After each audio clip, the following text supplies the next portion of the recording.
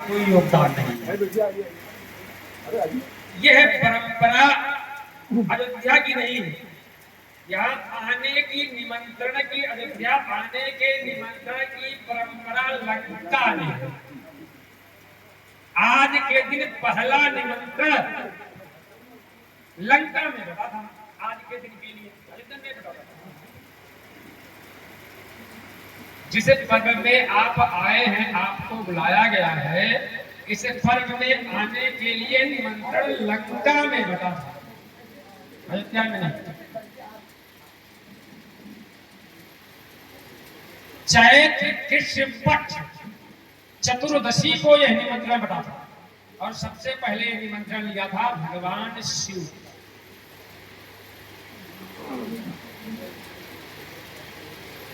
रावण उद्धार के बाद जब देवताओं ने भगवान राम की स्तुति करने के लिए आए तो भगवान शिव ने आग्रह किया था, प्रभु हम आपका राज्याभिषेक महोत्सव देखना चाहते थे।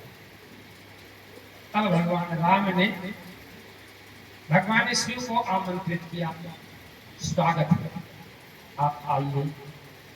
जैसे भगवान शिव ने को देखा कि भगवान शिव को निमंत्रण मिल गया तो वेद पहुंच गए, चारों वेद शरीर रूप धारण कर गए, प्रभु हम भी हैं। वेदों को भी अनुमति दे दिया। सही देवगण पहुंच गए, प्रभु हम भी हैं। जब देवताओं को निमंत्रण मिल गया, वेदों को निमंत्रण मिल गया तो लंका पति भी पीछे आ गए, प्रभु हम भी हैं। ऐसे ऐसे करके आज के दिन अयोध्या का वो महत्व है। आज के दिन वैकुंठ अयोध्या के आगे कुछ भी नहीं, जीरो। ये वैकुंठ खाली है, साकेत भी कुछ नहीं है, साकेत खाली है। कैलाश की भी कोई महत्ता नहीं है, क्योंकि कैलाश की महत्ता तब तक है जब तक भगवान शिव वहां। तो भगवान शिव आज अयोध्या में बैठे हैं। जिस दिन भगवान राम जी का राज्याभिषेक हुआ, तमाम प्रकार के हमारे समाज में विडंबनाएं का अब भी आज भी हमारे अयोध्या धाम में भी राम जी को अयोध्या वापस आने का ज्यादातर लोग पर्व मनाते हैं, जबकि राम जी से और दशहरा से कोई दूर दूर तक संबंध नहीं है। अगर कोई कहे किस ग्रंथ में लिखा, कोई सूक्ष्म से सूक्ष्म ग्रंथ दिखा दीजिए कि दशहरे के दिन राम जी ने रावण पर या लंका पर विजय प्राप्त की। हम सब रामचंद्र मानस को अपना आराध्य मानते हैं, सभी ने पढ़ा है, सभी ने सुना है। हम किष्किंधा कांड में चलते हैं। किष्किंधा कांड में सुग्रीव ने जब सीता जी की खोज के लिए वानरी सेना भेजना शुरू किया था तो 1 महीने का समय दिया था सभी को मारने। मास दिवस का समय दिया था। किस महीने में दिया था? तो वर्षा विगत शरद ऋतु आई, तात न सीता कै सुधि पाई। तो वर्षा का महीना कौन है? अगर हम मूल वर्षा ऋतु का महीना कहेंगे तो सावन और भादो, भाद्रपद और श्रवणपद वर्षा का वर्षारंभ आषाढ़, वर्षा का समापन अश्विनी। मूल वर्षा ऋतु श्रवण और भाद्रपद है।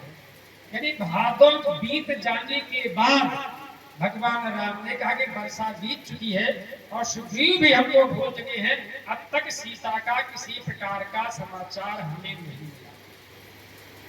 लक्ष्मण जी जाते हैं, सुग्रीव आते हैं, नाना प्रकार की समय आवश्यकता अनुसार चर्चाएं हुई होंगी और सुग्रीव ने अनेक अनेक दिशाओं में वानरी सेना को भेजा भगवती सीता की खोज के लिए।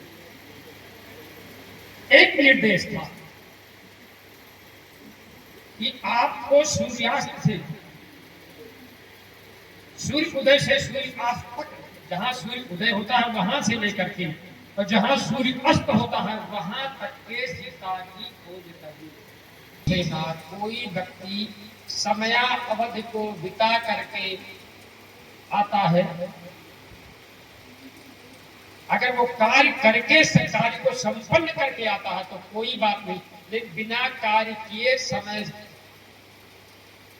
अवधि को बिता करके आएगा तो मेरे हाथों मारा जाएगा। सुग्रीव का निर्देश था।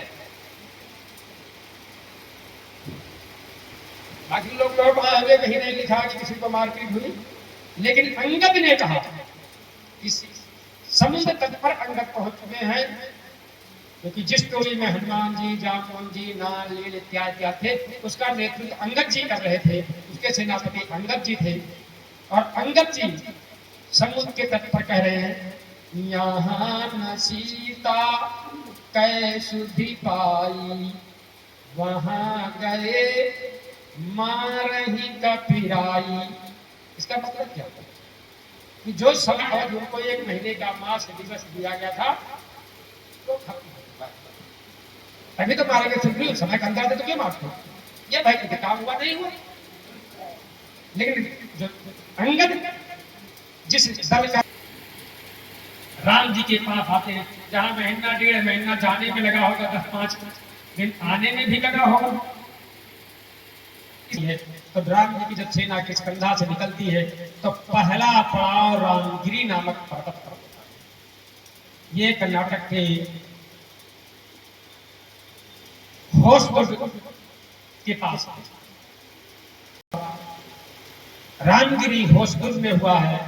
दूसरा पड़ाव कर्नाटक के हासन जिले में रामनाथपुरा एक कस्बा है, बहुत सुंदर कस्बा है। जैसे हमारी अयोध्या मंदिरों की है, ऐसे छोटा सा गांव है लेकिन संपूर्ण मंदिरों का ही क्षेत्र है। रामनाथपुरा से निकलते हैं तब भगवान राम का पड़ाव होता है मेलकोटे।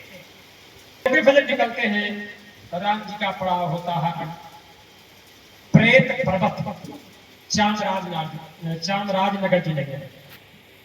वहां से निकलते हैं तो आपके भारत में एक दूसरी अयोध्या भी है जिसको कहते हैं अयोध्या पटना।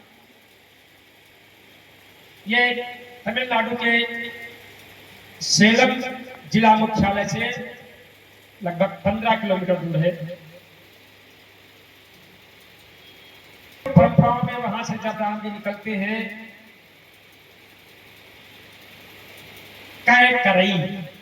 करई से जब निकलते हैं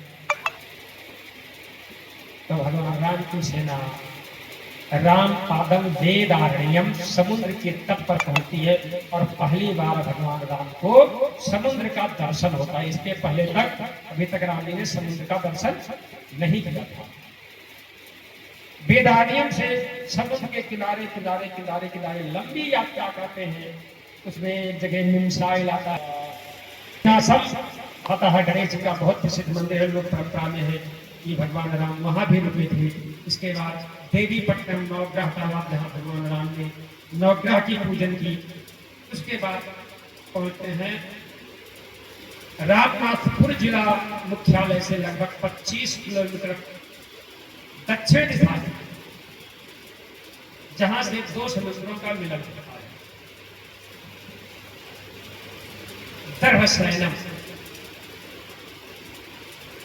दर्भसैनम के बारे में हम सबको मालूम है कि भगवान राम ने कुशा का आसन लगा करके और समुद्र से मार्ग की प्रार्थना की।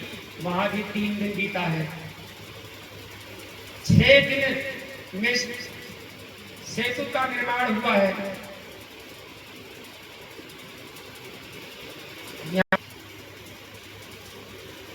उसने भी सीमेंट लगी थी, बालू लगे थे।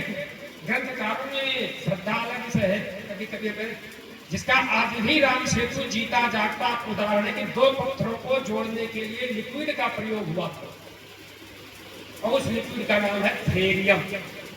बहुत बचीली होती, कहीं पे लगा छोड़ेगी नहीं। आज भी जितना राम सेतु है वो थेरियम 2 पत्थरों के बीच भरा पड़ा। बीच में थेरियम का अथाह भंडार। तो ये कल्पना की जा सकती है कि पत्थर को थेरियम से जोड़ा हुआ। ये कितनी उच्च कोड की उनकी टेक्नोलॉजी उस समय रही होगी। थेरियम के पीछे कुछ दिन पहले पड़ा हुआ था कि राम सेतु को तोड़ दिया जाए तो थेरियम बह जाएगा, नष्ट हो जाएगा, क्योंकि थेरियम विज्ञान पढ़ने वाले जानते हैं कि ऐसी, जैसे आज हम परमाणु हमारा राष्ट्र विद्युत बनाने के लिए खरीदता, तो कोयला खरीदता, कहीं लकड़ी से, अगर थेरियम से भारत विद्युत उत्पादन शुरू कर दे तो इतना थेरियम है कि हजारों वर्ष तक विद्युत उत्पादन में हमें एक पैसा खर्च नहीं करना। इतना थेरियम। सेनाओं की गिनती 2 दिन में हुई है। अंगद को भेजा है, अंगद गया है रावण के पास, वापस आया।